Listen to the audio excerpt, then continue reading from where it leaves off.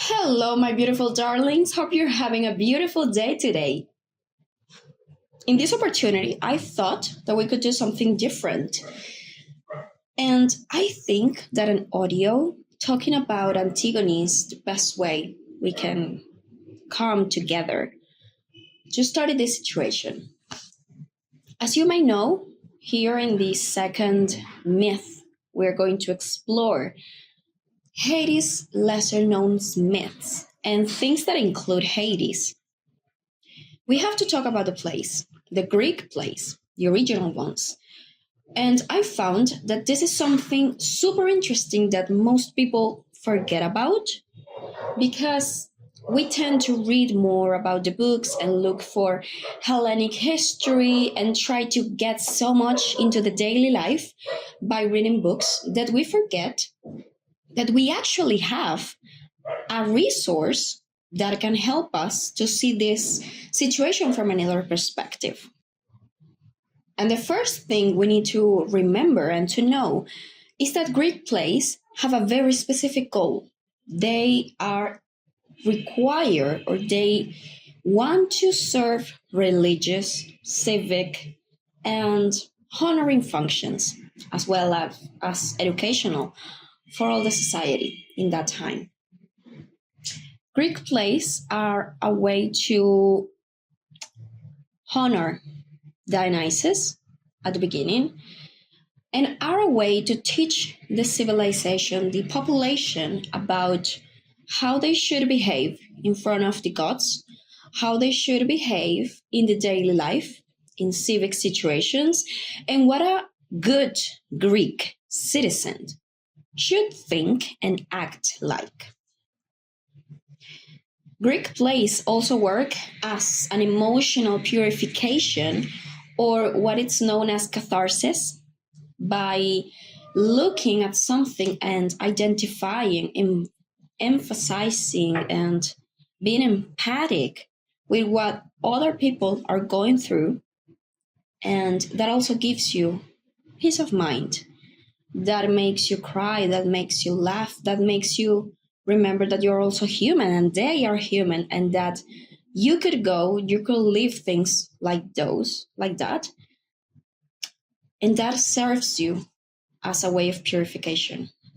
Also to reflect regarding moral, social, or political things that are going through at the moment. We have to remember that the origin of Greek plays are coming from honoring Dionysus, as I mentioned before, and there is so many authors and playwrights that we know as playwrights at the moment that were born at that time, starting with Thespis, then Sophocles, Euripides, and so many others, Aristophanes as well. There's so many of them that talk about all of these things. And reading about Greek plays is a great way to get in touch with the divinity, looking at it from a modern perspective. So I encourage you to sit down and to read these plays, which are actually not very long, okay? They are relatively small. And I also personally think that it's great to read retellings about Greek mythology and everything.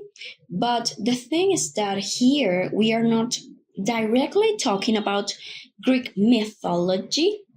We are talking about the perspective of the daily citizen and how they look at life and how they get into conflict with situations, okay? So it's important to keep this in mind.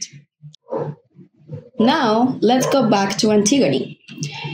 Right now, I'm studying text analysis at the Theater Academy, and we started with Antigone, which I must admit I hadn't read before. I knew what it was about, but I hadn't sit down and have a good look at it. So now, when I was reading it and when I was understanding the whole background about it, I found it fascinating. So I decided to use this in my second month newsletter. to talk about Hades and to talk about the perspective of the loss of Hades and how can we understand him and the underworld in a much wider or plus an additional way. Let's start talking about the story per se. Antigone is a play written by Sophocles, and it talks about the conflict that exists between Antigone and her uncle King Creon. The thing is that Antigone is the third play from a series, so you can read it by itself, even though you are going to miss some information and you're going to not understand fully the whole context of it. So I do recommend you to read King Lear and Oedipus Rex and Oedipus at Colonus, the saga, for you to check out the saga, so you're going to understand all of the situation in a much fuller way.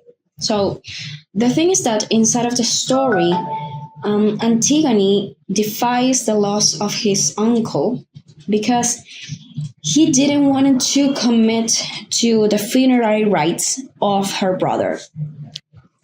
Antigone has two brothers, Eteocles and Polynices. Polynices is the traitor. So the thing is that both of them die in battle at the same time, killing each other. And while Eteocles is buried with honors, Polynices is not. He's left to rot out in the wild, and this is by order of Creon.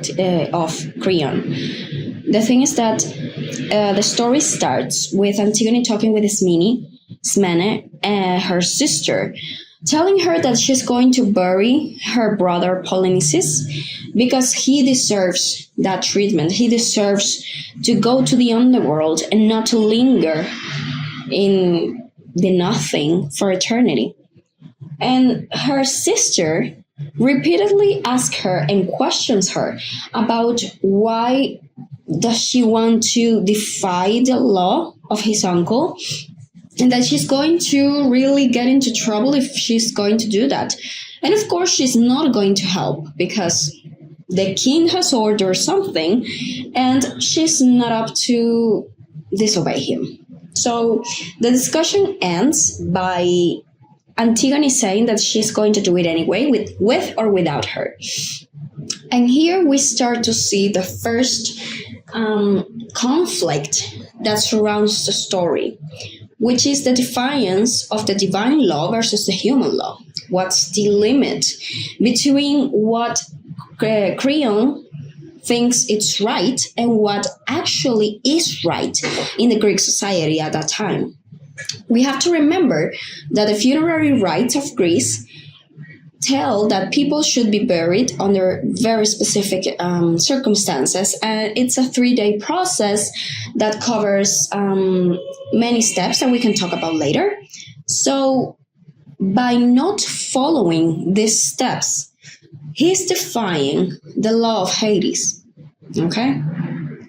Starting by that, Creon is already building so much hubris by doing this and by taking these choices, okay?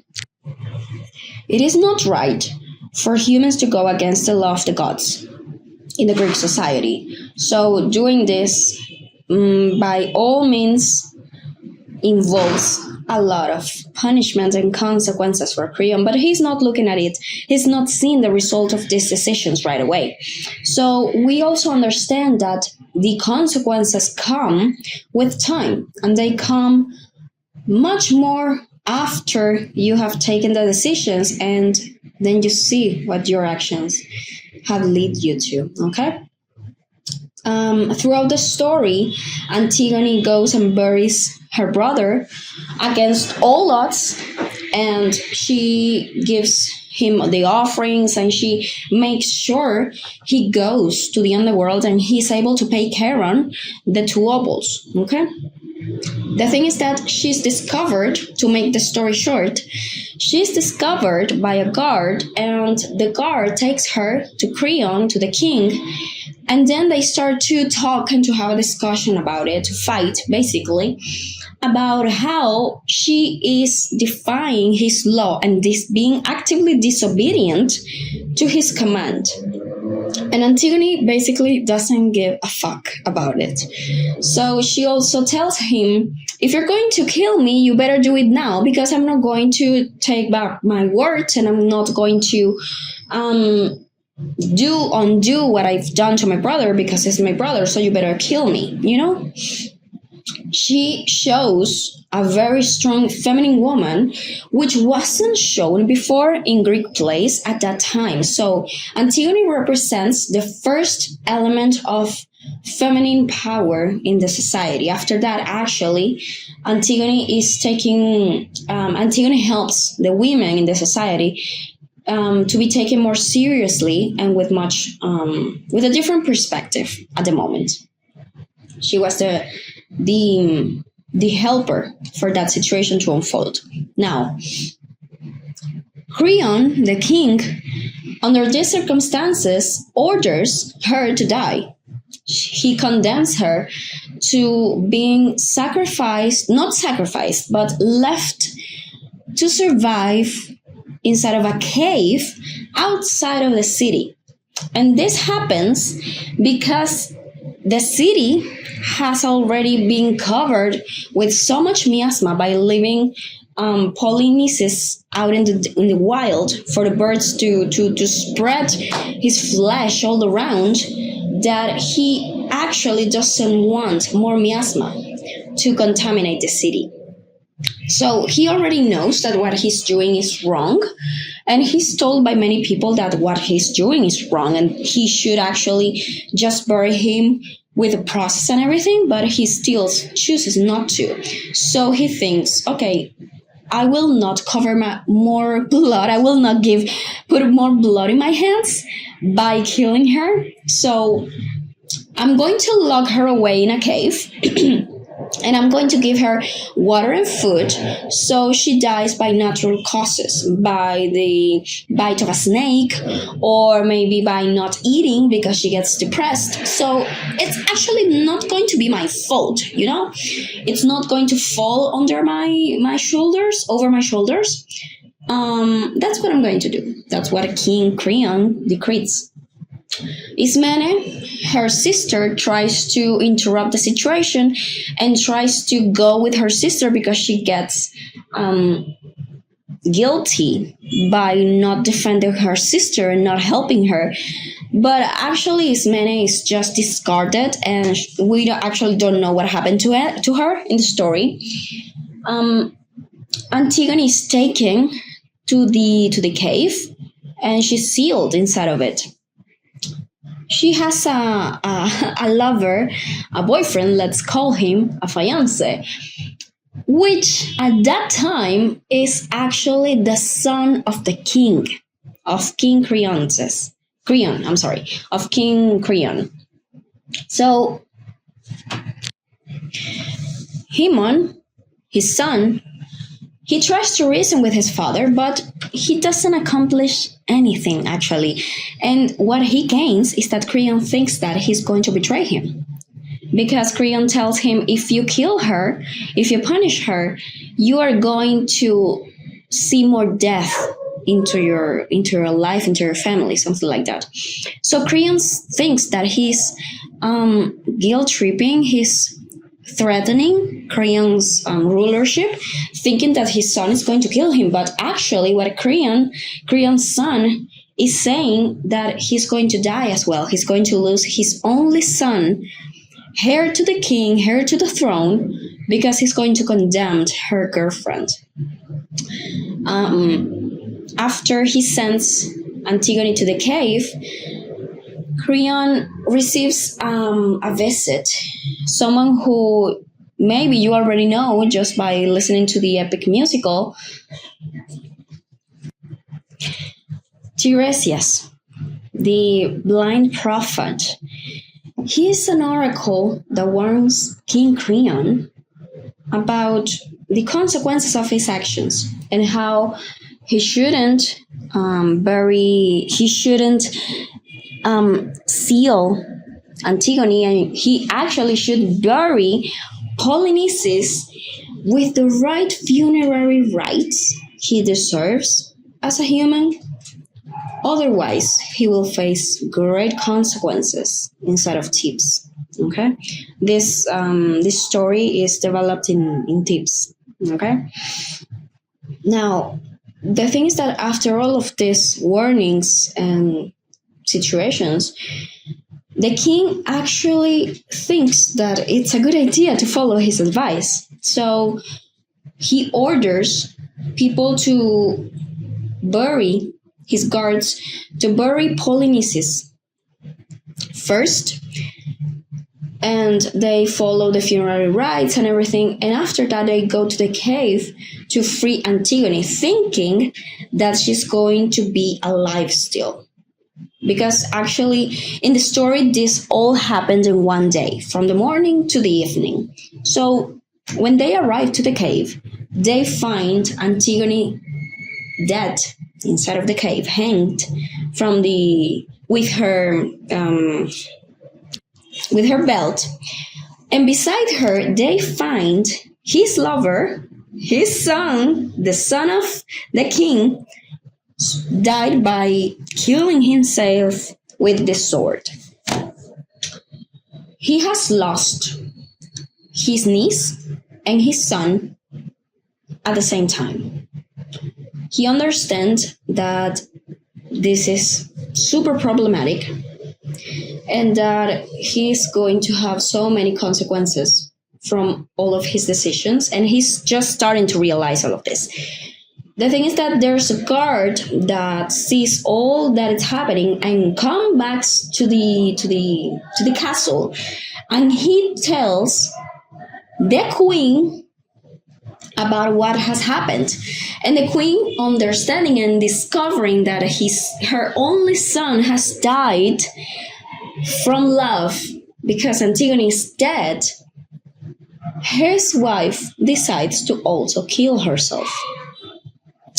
So the king has lost his niece, his son, and his wife. When the king comes back to the castle, he discovers about his wife, and then he starts to ask Hades and the gods to please forgive him, to kill him, because the pain is too much to bear. But he's left alone to live a life with that misery and with that pain forever. The lesson here, or the knowledge that we have from this story, it's so deep because it talks about how in Greek traditions there are certain rites that we shouldn't skip because we are under the power of the gods. Of course, please remember that this is just an interpretation from the place, an interpretation from the time in which it was written. It's not fully applicable to our modern times, okay? And beliefs are different to everyone. This is just an informative newsletter, okay? But based on this story, based on the play, Hades' laws are uncorrupted. They are unviolable. You cannot violate the laws of Hades because Hades has actually more power in the living world than we are able to perceive.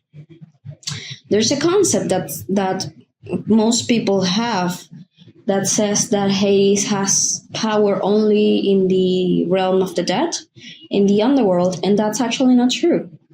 Because remember that Hades also covers the curses, and Persephone as well. Remember the golden tablets?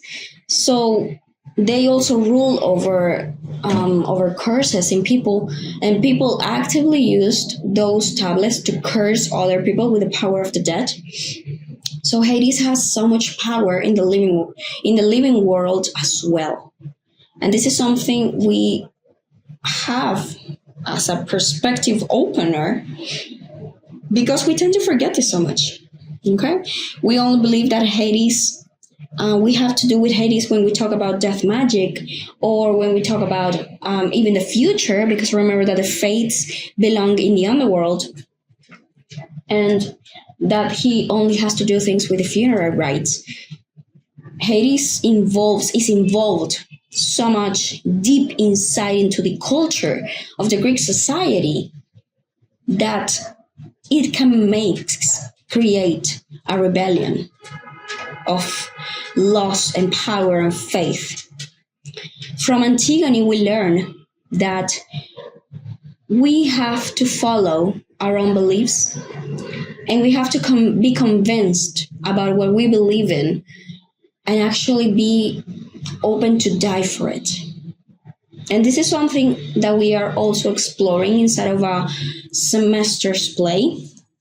We're going to talk about ethics and morals, and how people die for their beliefs, and how one people can have a clear vision about who they are and what they want and how things should be. Because imagine that you are someone that has lived under a concept of a society that follows the rules of a divine, of the gods, and then your uncle comes and thinks that he's above the gods, and that he doesn't care about the gods, and that he's going to change all of the traditions.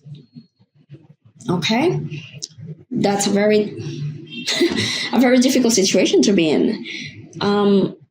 But when you understand that, you are open to follow your ideals. Something that doesn't happen with Ismene, with her sister, with the sister of Antigone, because she actually has fear for the king, and she says, no, we better just leave our brother dead and we better save ourselves. So there's people still that believe that it is better to fold under the fear than to stand up for it. And this is something just to reflect, because Hades has taught me that we have to remain strong. We have to be clear about what we want and give our words. And if someone gives you a word in the name of Hades, you should be able to trust them and to believe that it's going to be done and it's going to be followed, because that's one of the teachings of Hades. To follow through your words, to follow your vows, to be respectful, to be honorable. This is one of the most important things to remember from this story. Of course, Antigone also talks about rebellion, seen from a different perspective for everybody. And I'm not being political here. I'm just sharing something that was synchronistic for me. But things happen for a reason. So if you want to take it for yourself and for your personal situation, it's more than open to, but I'm not intending to do it. Okay. I'm just here to open your mind to some new concepts and other things. Okay. But choosing to follow through your own beliefs, it's a beautiful thing. And something that I've learned that it's respectful, something that I admire in people, because then I can trust them. I can trust that if they are able to die for what they believe in, maybe I can trust them with my life, because they promise things and they follow through those promises. Okay? I think it's a beautiful thing. So I invite you right now to think about this and to ask yourself, what are the beliefs that you have? What are your morals? Because remember that morals are personal things and ethics are much wider concepts that involve a society. So what are the morals that you rule your life by? And how can you follow through your own words to yourself and other people, henceforth to the gods? This is something to reflect, to sit, and to write about. And I'm not going to bomb you with a lot of questions. I just want you to think about this and to see how you go with your life and what you believe in. Because right now, the divine laws are different from the Greek era. So I invite you to that, to define what are your divine laws, or maybe what are the divine laws that you see here around in the world. Start to think and ask yourself those questions. And you're going to find so much information about who you are and what we are going through. Because the way in which we face anything, a rebellion or anything else, is by understanding who we are, is by understanding what I believe in and what I'm willing to die for. And that could be an ideal or that could be a person. And in today's world, I think personally, as a Scorpio Venus myself, that it's a beautiful thing to say that I can put my life into my partner's hands, for example, willing to die because I know his word and I trust his word because I found someone that understands who they are, what they want, and where they are going to.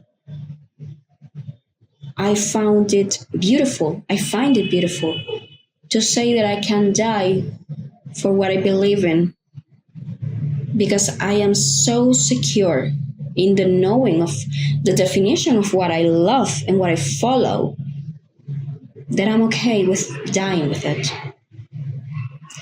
I am personally willing to die for Hades. I am personally willing to die for my beliefs. And that doesn't mean that I don't face fear, occasional fear when people discover who I am and what I do. It's human to feel fear. But still, choosing, despite the fear, despite what could happen, what you know could happen if other people know, choosing to keep going and to die for what you believe in, it's a beautiful thing. What do you die for? What are you willing to give for what you believe in? Who you are.